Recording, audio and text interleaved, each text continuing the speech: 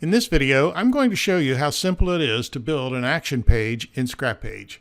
The simplest way to proceed with this is just to start a color background, and we can pick a size. Let's pick an 8x12 in landscape, and we'll give it some background color, something like that.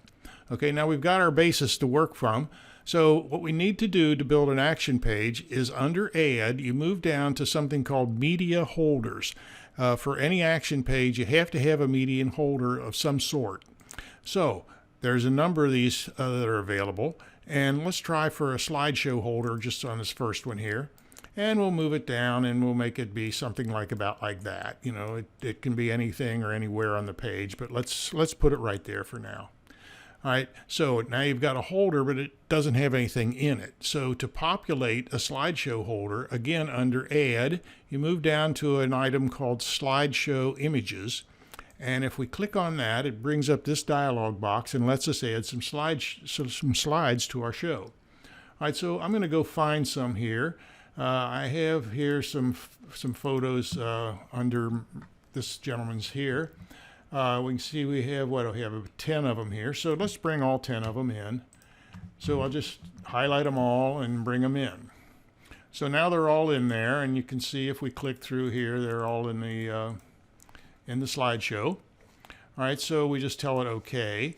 And now to see what we have, under Media, the button Media at the top, there is a thing called Quick Page or Action Page Quick View. That gives you just a quick preview of what your action page will look like. So if I click on that and it comes up, you can see that it opens up with that first picture, and now it's going to automatically, the way we have it set up here, it'll automatically cycle through them. But if, on the other hand, we wanted to change that a bit, you go in here to Slideshow Images again, and over here there's a section of the dialog that lets you define how your slideshow works. So let's make it be a carousel style, and it defaults to horizontal unless I tell it vertical. We'll make it a manually controlled show.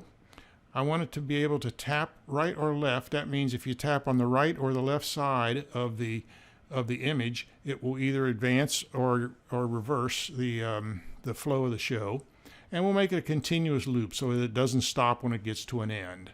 It doesn't matter if we're doing manual, it doesn't matter what the slide duration and fade times are set to. All right, so we say OK there. Now again, I'll go over here to the quick view, and we'll bring it up. And now you can see it's not cycling automatically, it's just sitting there. But if you tap on this side, it brings a photo up that direction. If we tap here, it reverses. So we can sit here and cycle through these pictures just by clicking on the picture either right or left side to either advance it or reverse it. All right, so having done that, now what else could you do real quickly with this? Well, there's other media holder types, and one that's popular to use is a photo holder. And I'll bring in a photo holder, and let's just set it over here on this side. All right, so we've got a photo holder. Again, it doesn't have anything in it. And a photo holder is a little different than a slideshow holder in as much as it pops up photos on demand. That is, a slideshow holder shows them in sequence as they happen to have been loaded with the slideshow images. But this allows a user to pop up photos on demand. It basically is pop-up photos. So, but to pop them up, we have to have something to tell the thing to do the popping. So let's put a text box in here, and we'll move that down here somewhere, and we'll call it, for lack of anything else, just call it Photo 1. And I'll just tell it OK, and we'll just set that right here. Oop, I spelled photo a little weird. Let's take that last one off, and let's blow this thing up in size a little bit too. All right, so we'll set it right about there, and we'll make another one and call it Photo 2. And we'll tell it OK and move it down alongside over here. Okay, so now I have two text boxes here, which really don't do anything yet, so I have to tie a link to them. So if I select this first one, for instance, and we go up here under links, you'll see that one of the options is a pop-up photo. I could make this thing be linked to all kinds of different things, but I know I want it to be a pop-up photo for this case. So I'll just tell it, hey, okay, I want it to link to be a pop-up photo, and I'll bring up this dialog. So to here, I can add a photo again.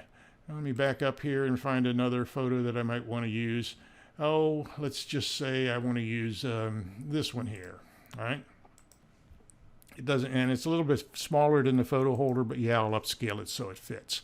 All right, now you can see that the blue lines show that it doesn't really quite fit in the dimensions that we gave for our photo holder.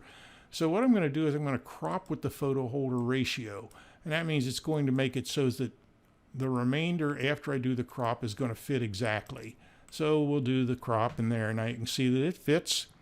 I don't want it to be visible at startup. It could be, but I don't want it to be. I want to show you how the pop-ups actually work. So let's make it invisible at startup. If you do that, it really doesn't matter what the initial photo is, but I do want to add a closing X, meaning that I can close the photo down anytime I want. So let's tell it that's fine. Now we'll go here and do another one. Again, we want to link to that second text box, and I'll do another pop-up photo. And let's say here I'm going to add another photo again. And for this one, let's make it this young lady here when she was graduating from college. So we'll bring that in. Again, you can see I have the blue sidebars that show me that this photo does not quite fit the holder. It's okay if you don't want it to, because it'll fill alongside of it either with nothing, leaving it blank, or it will fill with a color that you select. But I think it'd be a good idea, again, to crop this one down, and we'll say, all right, let's do a crop of her about like that so she fills the photo frame. And there you can see now she fills the frame. Again, we've added a closing X already, and I don't want to have visible at startup on either of these pictures, so we'll tell it OK. Now, again, let's go ahead and review what we might have here, again, on the Action Page Quick View. So we'll open that up again. And when it comes up, there's the original slideshow that we had. You can see how if I click here, click there, it'll advance or reverse. Now we've got these photos again. Now remember, we added links to these to be pop-up photos. So if I click on this, up pops the photo that I had linked to photo number 1. And again, you can see I had this closing X up here. So I can close this thing off. I can bring it back anytime I want, but I can close it off. And if I want to go to photo 2, then the photo 2 pops up. If I decide I don't want to close it, I can always click on photo 1, which will come over and still give me the option to close the box down, but I can switch back and forth between these photos just like that. And if you had 15 or 20 of these links, they would all show up in this particular photo box here. So, for instance, if you were doing a genealogy tree, you might have a whole lot of different links that you wanted to pop up in your photo box, but at any time you felt like it, you wanted to close it, you could do that. So in essence, that's the way action pages are made. This page could then be saved for either local machine viewing, or you could upload it to a web server, and you could share it across the web via social media or any other method that you wanted.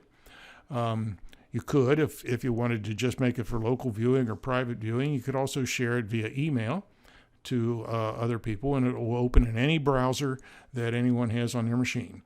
So, in summary, that's a real quick overview of how action pages are built in ScrapPage Pro, and I hope that this clarifies any details that you might want to need to get started. Okay, so until the next time, this is Dave with Media Digitronics. Bye-bye.